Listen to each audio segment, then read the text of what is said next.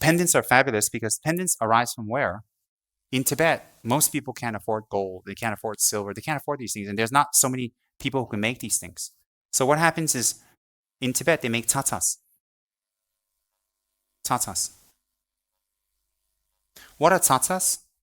Tatas is a special practice of creating Buddha images out of mud and holy objects mixed together. So actually people are going to retreat 3 months to 6 months, and they will go with assistants and helpers and family, and they go to a part of a place where there's very clean dirt, and there's a river nearby, and they'll collect the dirt, they'll collect the river, and they'll sponsor one mold. And then they'll get holy items from monastery, clothes of lamas, monks and blah, blah, blah, blah, blah, etc., nuns, and they'll bring it here, and they'll do puja, they'll consecrate and develop motivation, and they'll create 100,000 of these as their spiritual practice to create the body of a Buddha. And then they'll make that, they'll give it away to whoever wants it, because in Tibet, that was your protection. You will wear a Tsa Tsa, this is a Tsa Tsa with a gao. The covering is called a gao, because they're nomads, the country is big, full of dangers and bandits and magic and lots of spirits. So they wear this here outside. This is called a chuba, outside the chuba. And the gaus can be quite big, quite big. And you carry it here and you wear it. And you have an image of a Buddha, whatever Buddha you have affinity with or your Lama has given you. Inside you have chakras, you have blessed pills, you have blessed rice, maybe even clothes of high monks. And be very protective. Nobody, in America, nobody leaves home without American Express. In Tibet, nobody leaves home without a gao. Same thing. I mean, the priorities are different. So, in modern times, tatas are beautiful. So what they do is they make a mold and they'll go out to practice with a few people and they'll make the tatas. They'll lay the dirt out, they clean it, refine it, remove all the stones, remove all the grass, everything. It'll be pure, nice, sifted. It's a spiritual practice with prayers, with mantras, with meditation. They'll do that. And they'll bring clean, clear water with mantras. They'll mix the water and they'll combine the dirt nicely and they'll mix holy items in. It's a practice. And even medicinal pills. And then they mold it and they respectfully dry it. They remove it, they respectfully paint it. If they want to paint it, and they create this, they make 100,000. That's their goal. And then they'll give it away to people who want it, and they'll take it to high lamas. They'll get it blessed and energized. And some of them, they'll put in stupas. You see huge stupas. Everybody knows what a stupa is, right? Huge stupas that contain thousands and thousands of these images. So people who circumambulate these will be blessed by the Buddhas inside. In it's a spiritual practice. It purifies the mind, it purifies the body, and it creates the causes for us to achieve a Buddha body and the qualities of a Buddha body for making Buddha images.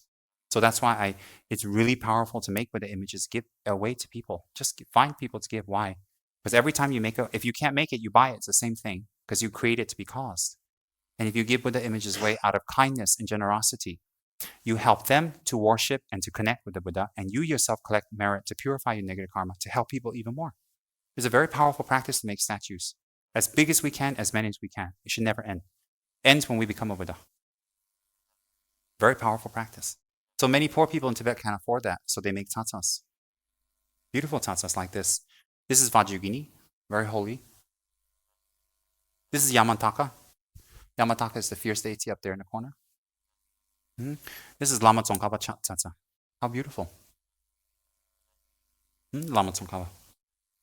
And then, this is Lama Tsongkhapa, small one. And this is Kala Chakra. The Buddha Kala Chakra in Tsa Tsa form. So these are very delicate and they're very fragile. They break easy. Because in Tibet, they wear it in big gaus, big protector here. Can you imagine yourself with this around your neck going to a party?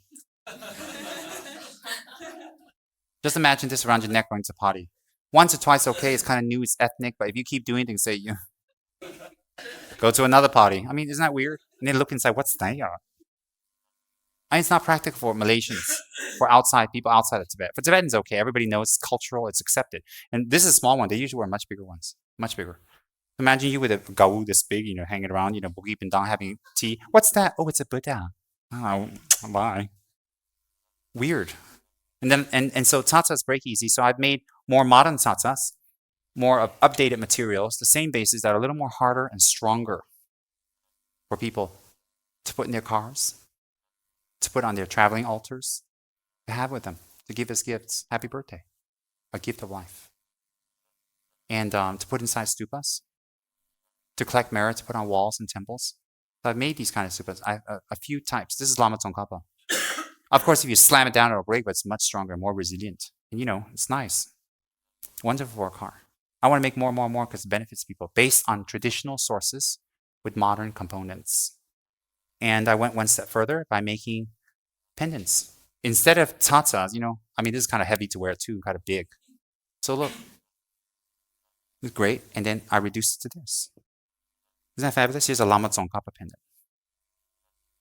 Fabulous. This is made of white gold. You can buy something of value, nice, because the gold is not for you. The gold is offering to the Buddha.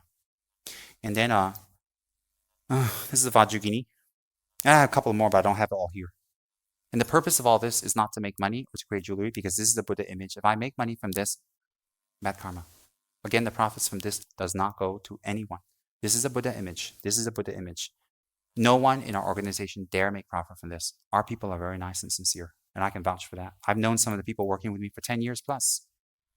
No, we don't do that. So these are made to benefit people. And so the expenditure is to cover, and so we can reinvest to make more and continue. So anyways, these are pendants and Buddha images.